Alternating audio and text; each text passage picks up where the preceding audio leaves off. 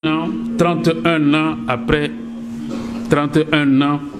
après le succès de la révolution démocratique, je dis que le Mali se trouve confronté à un certain nombre de défis dont on peut énumérer quelques-uns. C'est un pays fragile, divisé et très divisé. 31 ans après, c'est le constat que nous pouvons faire. C'est un pays qui est menacé dans son existence. Le Mali est aujourd'hui un pays menacé dans son existence. Un pays où l'État ne contrôle pas des régions entières du territoire qui sont sous le joug de groupes terroristes internationaux ou locaux, que ce soit l'État islamique ou le RVM, le Rassemblement pour la victoire de l'islam et des musulmans, ou connu sous le nom de JNIM. Un pays où la menace séparatiste est particulièrement ravivée ces derniers mois. C'est un pays où la menace séparatiste est particulièrement ravivée ces derniers mois. Dans quelques jours, nous aurons un indicateur. Parce que dans quelques jours, ce sera le 10e anniversaire de la proclamation de l'indépendance de l'Azawad. L'on verra la façon dont ce 10e anniversaire sera célébré. Ça nous donnera une indication de la force de la menace terroriste dans un contexte de crise et d'affaiblissement de notre pays. C'est un pays qui vit sous les sanctions. C'est aussi la réalité de notre pays aujourd'hui, 31 ans après le 26 mars. C'est un pays qui connaît un isolement régional et international sans précédent.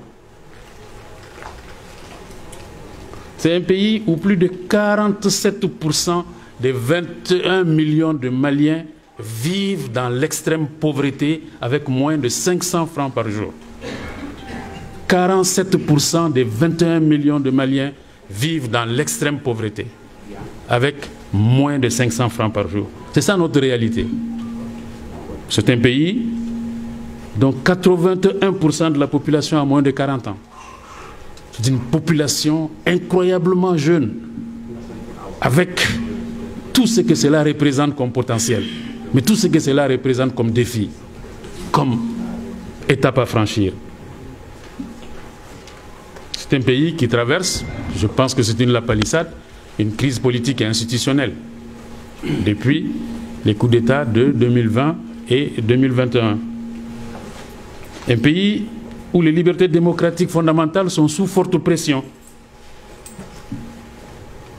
Un pays où les réseaux sociaux occupent une place spéciale dans la vie du pays.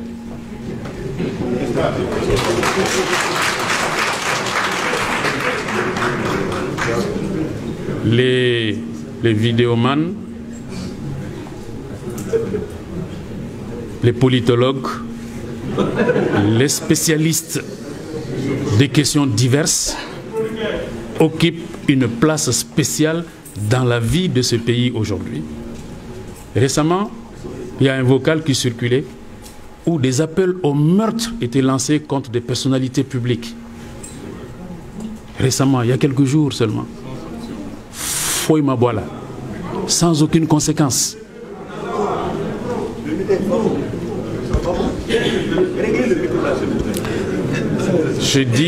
Je soulignais l'importance des réseaux sociaux, des vidéos, des vidéastes dans la vie du Mali aujourd'hui. Ça, c'est notre réalité, 31 ans après la révolution démocratique qui a libéré les énergies. Ma voisine me faisait remarquer, parce que je pense qu'il y a quelqu'un qui était en train de filmer en direct, me faisait remarquer que ça aussi, c'est un acquis de la révolution du 26 mars. Il n'y avait pas ça, il y a 31 ans, il n'y avait pas ça. Il n'y avait même pas de radio libre. En matière de presse, on avait eu Djamana, les Échos. C'était tout. Mais là, la communication électronique. Ça, c'est une des réalités du pays aujourd'hui. Mais attention, c'est devenu une réalité pesante. Des appels au meurtre contre des personnalités publiques sont lancés dans le Mali démocratique. Foyte voilà. Et ça se passe ici. Il y a quelques jours seulement. Il y a aussi des vidéos qui célèbrent la transition. Une de ces vidéos récemment donnait la parole au maire adjoint au pluriel de quelques communes du centre du pays, du cercle des Nyono. Et le maire adjoint d'une des communes disait que la sécurité était revenue dans sa commune. Au moment où il disait ça, le chef de village et l'imam d'un village qui s'appelle Djambé, à 10 km de Djabali, étaient enlevés. Et il le savait. Mais il a dit que la sécurité était revenue. Les vidéos de ce genre, qui prêchent le faux, sont légion dans le Mali d'aujourd'hui. Donc c'est important qu'on le souligne dans les caractéristiques que nous connaissons 31 ans après le 26 mars. Mais ce n'est pas tout. Il y a plus grave. Le sang coule au Mali. L'IGS, l'État islamique au Grand Sahara, qui est habitué aux crimes de masse partout où il opère, tue notre peuple à Tamalet, à Andrambokan, à Ndeliman, à Telatay. Et par centaines, ce sont des centaines de citoyens maliens, nos compatriotes à nous, qui sont tués par l'IGS sur notre territoire. C'est ça aussi la réalité du Mali. Quand nous sommes réunis pour parler du 26 mars, nous ne devons pas oublier cette réalité. Et ce n'est pas tout.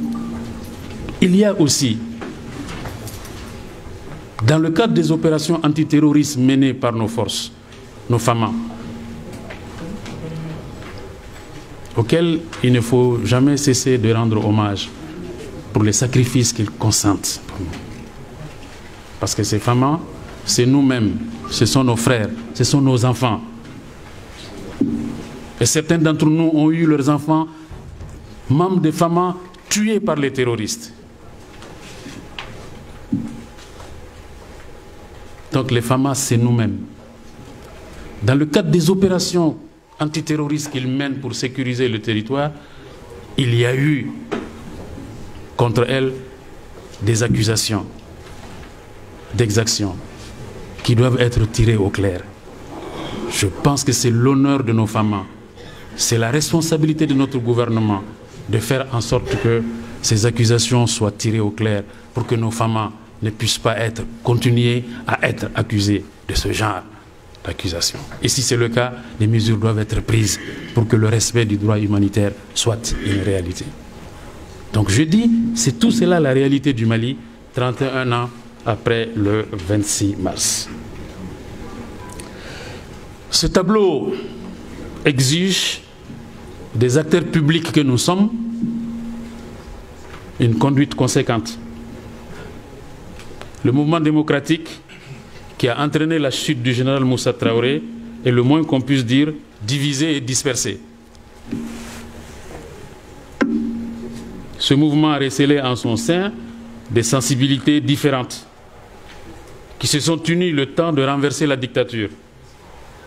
Et ces tendances et sensibilités, certaines sont démocrates libérales, d'autres sont démocrates révolutionnaires, d'autres révolutionnaires de gauche, marxistes révolutionnaires ou partisans de la révolution ininterrompue.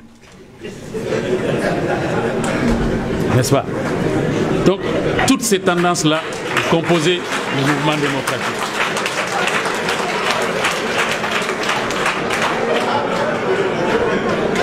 Chacun se reconnaîtra. Chacun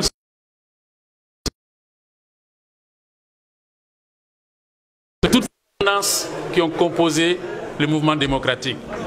C'était un immense front. C'était un immense front démocratique avec un objectif précis. C'est éliminer la dictature, instaurer le multipartisme, instaurer un régime démocratique dans le pays. Mais cette unité n'a pas résisté à l'épreuve de la victoire, elle n'a pas résisté à l'épreuve des élections, à l'épreuve de la gestion du pouvoir.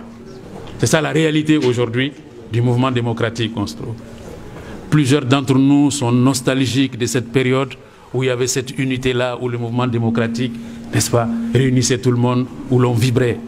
Mais nous devons admettre que cette période est sans aucun doute révolue à cause des différences intrinsèques qui existaient entre nous.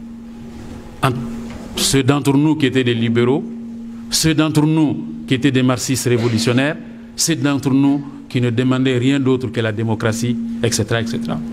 C'est la réalité du mouvement démocratique, nous devons en prendre connaissance. Et il y a eu la gestion du pouvoir par le mouvement démocratique.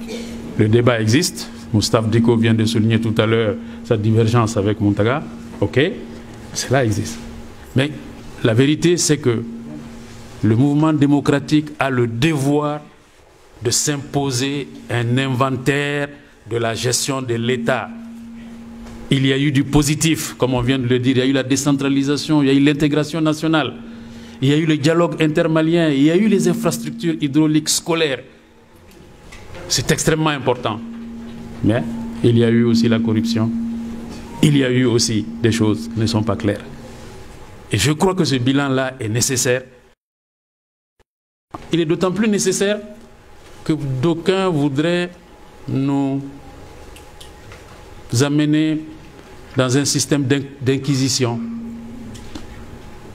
notamment les partisans du régime renversé, qui ont repris du poil de la bête à la faveur du mouvement du M5. Les partisans du régime renversé en 1991, qui ont repris du poil de la bête à la faveur du mouvement du M5. Cela aussi est une réalité. Donc, c'est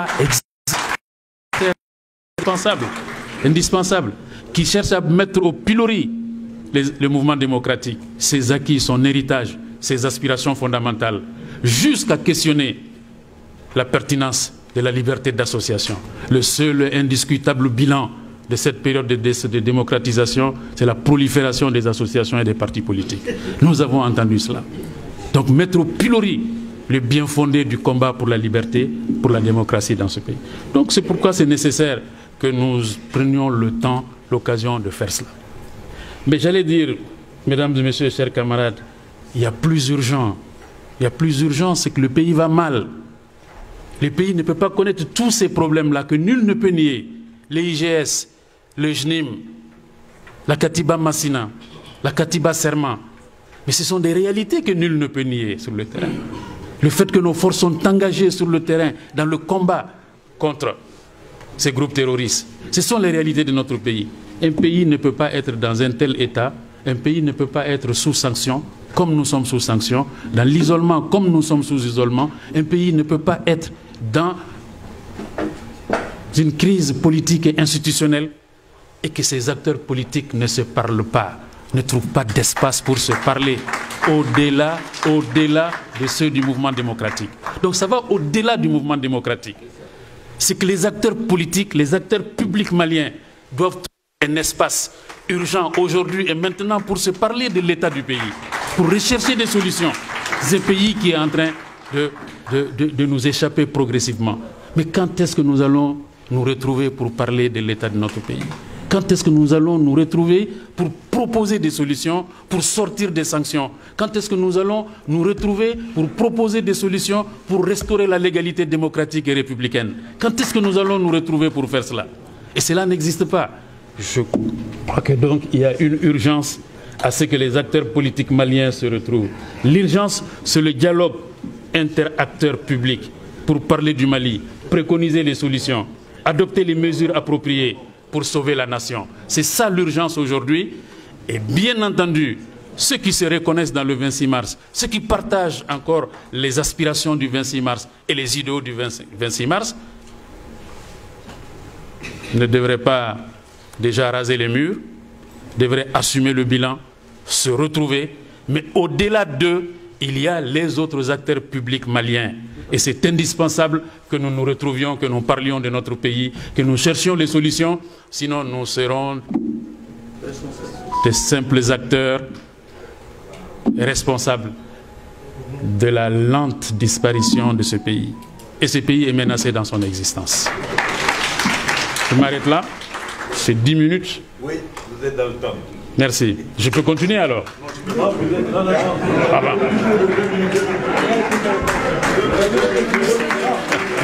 Vous avez 2 minutes encore. J'ai 2 minutes encore.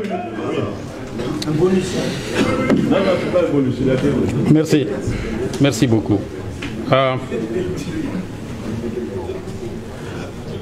Un pays qui est cloué au sol, comme le Mali l'est.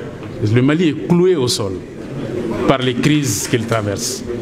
Un pays qui est cloué au sol comme le Mali l'est, au regard de la situation qui prévaut au nord, qui prévaut au nord-est, qui prévaut au centre, au regard de la crise politique et institutionnelle dans un tel pays, les acteurs politiques, les acteurs publics, au-delà des acteurs politiques, à commencer par les acteurs publics, doivent urgemment trouver le moyen. Ce qui nous a réunis aujourd'hui autour du 26 mars doit être prolongé demain, après-demain, par des initiatives nouvelles, afin que, au-delà du 26 mars, appeler tous les acteurs. Appeler tous les acteurs.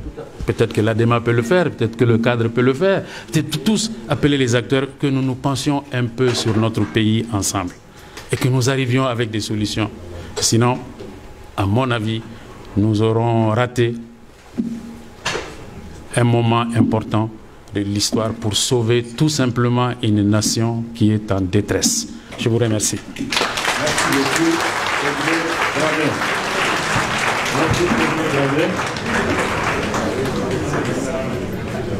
Je pense que l'appel n'est pas tombé dans l'oreille de tous. Les partis politiques, les présidents des partis politiques et les gens.